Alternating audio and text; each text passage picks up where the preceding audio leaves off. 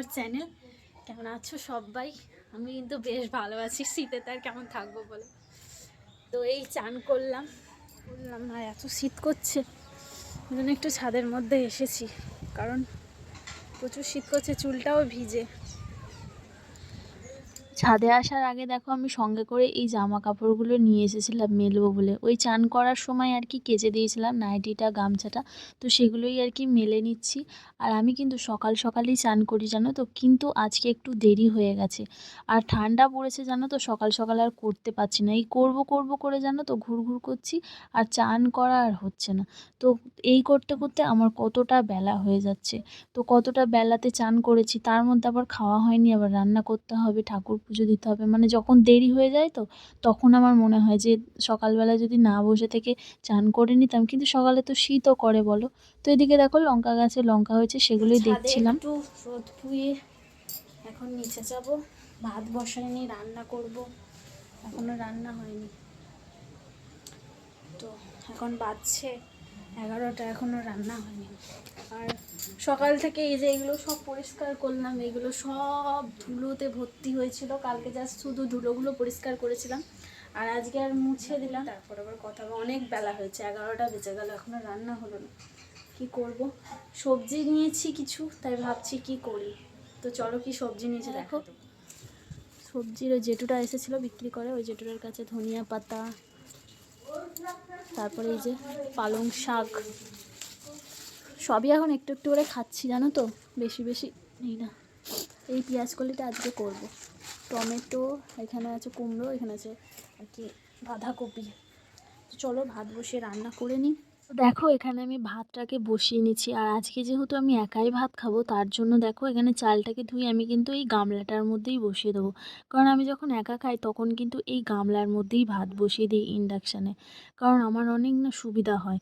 আর অল্প ভাত তো হাঁড়িতে করতে ইচ্ছাও করে না। তো আজকে জানো তো সকাল থেকে মনটা খুব খারাপ। কি হয়েছে বলো তো, ওই যে আমি রিং লাইটটা কিনেছি তোমাদের দেখালাম না, তো রিং লাইটটা তোমাদের দাদাভাইকে তো আগে দেখাইনি, আমি ভিডিও কলে তোমাদেরকে বললামই, 4-5 দিন ঝগড়া হয়েছে, কথা বলিনি।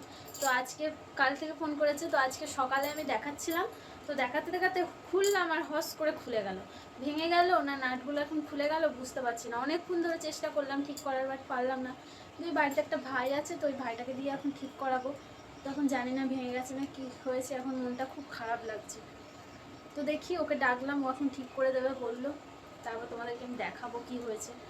তো চলো তোমাদেরকেও দেখি। দেখো এই জায়গাটাই যে পুরো খুলে গেছে, এই দেখো খুলে গেছে। এখন মনে হচ্ছে নাটগুলোর কিছু অসুবিধা হয়েছে, বাট নাটগুলো আমি ঠিক করার চেষ্টা করলাম, অনেকক্ষণ থেকে হলো না, জানি না কি হয়েছে। তো এখানে দেখো ভাইটাকে আমি দেখেছি সারাতে, বাট ও পারিনি। অনেকক্ষণ ধরে দুজনের চেষ্টা করছিলাম, বাট পারিনি। তো তারপর এখানে আমি পুজো দিয়ে চলে এসেছি খেতে। তো আমি এখানে খেয়েছিলাম মুড়ি, বাট ওটার ভিডিও ক্লিপ নিতে আমি ভুলে গেছি। তো তারপর আমি ফল খাচ্ছিলাম, মানে কলা।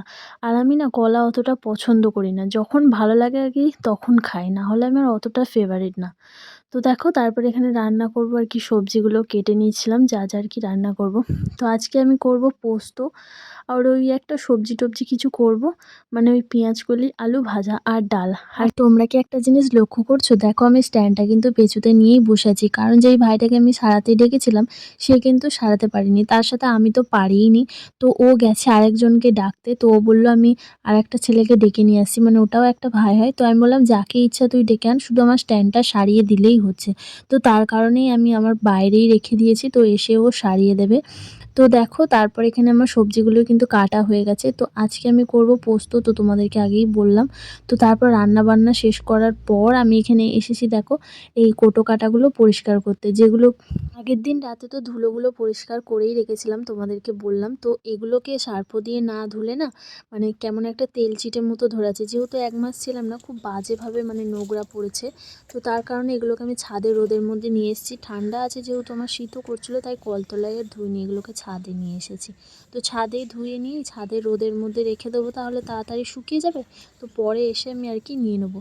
তো আজকে তোমাদের একটা কথা বলি, কিছু মানুষ আছে যারা মানে অন্যের তো কখনো ভালো দেখতে পারে না, মানে লোকের পেছনে খোঁচা মারা হচ্ছে তাদের স্বভাব, কে কী করলো কে কী পড়লো এগুলোই হচ্ছে তাদের দেখা কাজ। তো কিছু মানুষের ভিডিও করা নিয়ে অনেকটা প্রবলেম হয়। তো ভাই তাদেরকে বলছি, ভিডিও করা তাদের কোথায় অসুবিধা হচ্ছে, যদি জানতাম না আমি কোনো খারাপ ভিডিও করছি, তাহলে না হয় বলতে। আমি জাস্ট ব্লগার, মানে সারাদিন ডেলি লাইফ বাড়িতে আর কি যা করি সেগুলোই শেয়ার করি। কিছু কিছু মানুষ আছে যারা ডেলি লাইফ শেয়ার করে, তারপরেও কেন এত বাজে মন্তব্য, বাজে কমেন্ট কেন করো ভাই?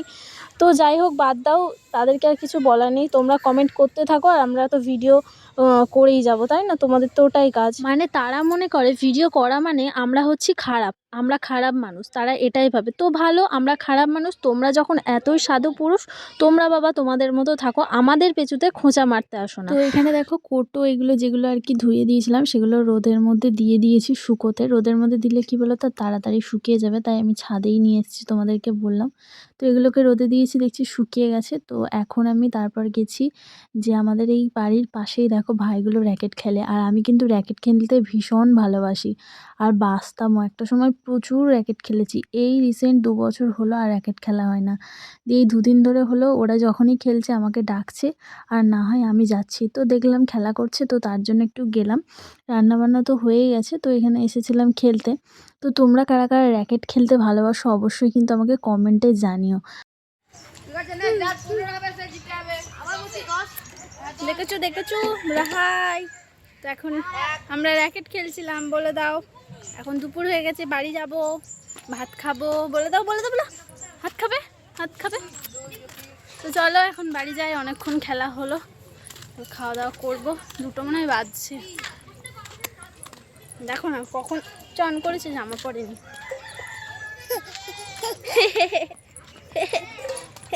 তো এখন যাব একটু বাজারে, কিছু বাজার আনার আছে, কিছু কেনাকাটার আছে, কাকির সাথে যাব। সন্ধ্যা হয়নি, দেখো আমি লাইট জ্বেলে নিয়েছি, দেখো।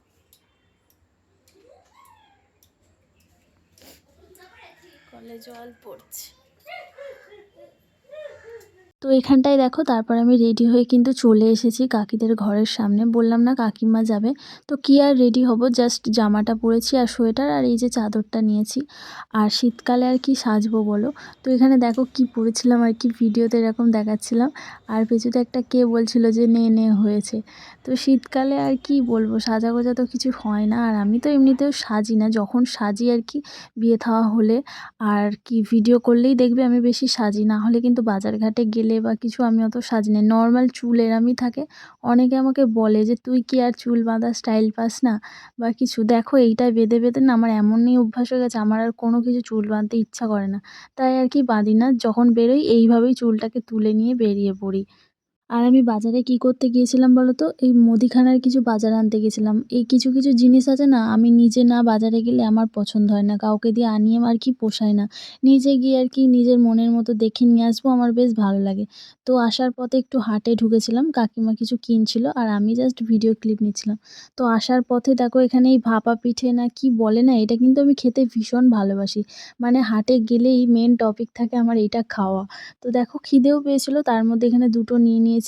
তো খেতে বললাম না খুব ভালোবাসি। আগে যখন আমার বড় দিদা আসতো, মায়ের মাসি মানে, তো উনি না যখনই আসতো এগুলো নিয়ে আসতো।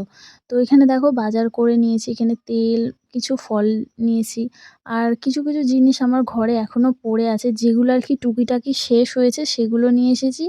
আর 2-3 দিনের জন্য সবজি বাজার নিয়ে এসেছি, কারণ বেশি আনলে আবার নষ্ট হয়ে যাবে।